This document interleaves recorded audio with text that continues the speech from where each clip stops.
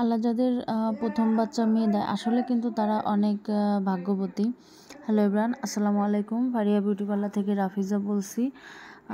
এই ছোট্ট আপুটা আসছে নাক ফোড়াতে এবং সাথে তার ছোট বোন আসছে কান ফোড়াতে।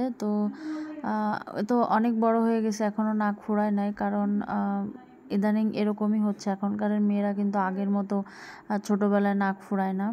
তো ওকে এখন দেখতে আসতেছে দু এক জায়গা থেকে, যার কারণে ওর নাকটা ফোড়ায় নিয়ে গেছে। এদিকে ওর ছোট বোনের এই যে কানটা ফোড়ানোর জন্য মার্ক করে নিলাম। ও এত ভয় পাচ্ছিল, মানে কাঁপতেছিল।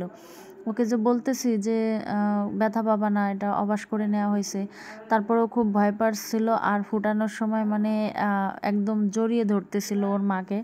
যাই হোক, ফোটানোর পরে কিন্তু অনেক হ্যাপি। ওকে আমি জিজ্ঞেস করলাম যে তুমি ব্যথা পাইছো কিনা, ও কিন্তু বলতেছে না। ও অনেক খুশি ছিল।